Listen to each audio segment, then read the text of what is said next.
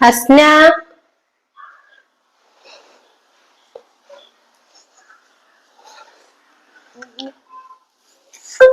ആ ഇരിക്കടി.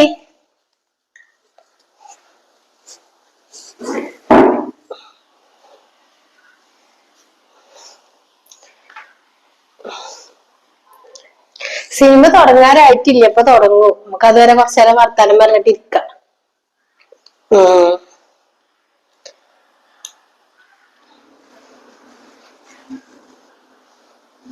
എന്താണ്? ഒന്നുമില്ലമ്മ, ഞങ്ങളെ ഉച്ചക്കൊരു സിനിമ ഉണ്ട്, അപ്പൊ അത് കാണാച്ചിട്ട് വന്നിരുന്നതാണ്. ഞാൻ ഓളെ അതിൽ വിളിച്ചിരുത്തിയതാ.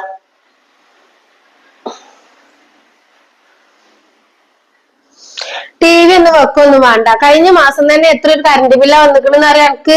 അന്റെ ഇപ്പൊ വിളിച്ചിട്ട് ഇന്ന് ചീത്ത അറിയണുണ്ട്. ഇങ്ങനത്തെ ഓരോരോ സ്വഭാവം കാട്ടിട്ട് തന്നെയാണ് ഈ കറണ്ട് ബില്ലൊക്കെ കൂടുന്നത്. ടി വി ഒക്കെ ഒന്നും വേണ്ട, എന്തെങ്കിലും പുസ്തകം എന്തെങ്കിലും എടുത്തിട്ട് പഠിച്ചുകൂടി ഇരുന്നിട്ട്. പരീക്ഷയാണ് വരുന്നത്. എന്തെന്ന് നിങ്ങൾ ഇങ്ങനെ ഒരു ദിവസം സിനിമ ഒന്നും കാണാൻ സമ്മതിക്കൂല. നേരുള്ള ദിവസം ഇതൊക്കെ ഒന്ന് കാണുള്ളൂ. ഞാൻ കാണും.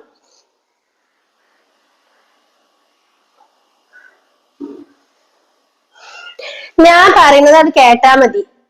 ഇവിടെ അന്നാക്ക എന്നോടൊരു കാര്യം പറയാണ്ട്. ഇടുവാ, ഇതൊന്നും കാര്യാക്കൊന്നും വേണ്ട.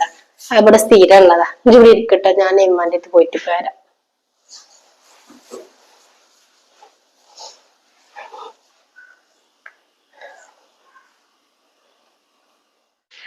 പെണ്ണിനോട് എത്ര പറഞ്ഞാലും പെണ്ണ് കേൾക്കൂല. ഇങ്ങോട്ട് കേറ്റരുത് കേറ്റരുത് പറഞ്ഞാല്. എന്തമ്മ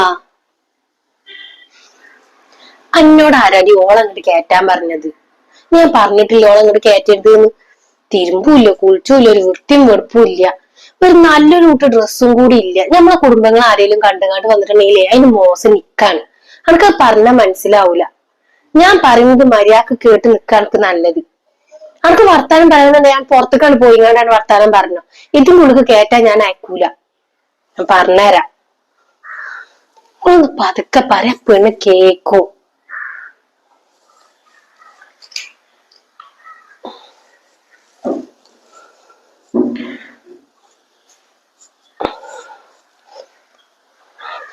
ഞാൻ അങ്ങനെയൊക്കെ തന്നെയാണ്. നമുക്ക് സഹിക്കാൻ പറ്റുന്ന വേണം സഹിച്ചാൽ മതി. ഞാനിപ്പോ ഇങ്ങോട്ട് വിളിക്കട്ടെ. എനിക്ക് പഠിക്കാനും ഇല്ല, ഒന്നുമില്ല. എനിക്ക് പരീക്ഷ എന്നുള്ള ബോധം എന്തെങ്കിലും ഉണ്ടോ? എനിക്ക് ഉണ്ടോ? ഓളെ മേലിൽ ഇങ്ങോട്ട് കയറ്റിയിട്ടുണ്ടോ നോക്കിക്കോളുണ്ടു. എനിക്ക് പിന്നെ ഗതിയില്ല. വെച്ചുണ്ടാ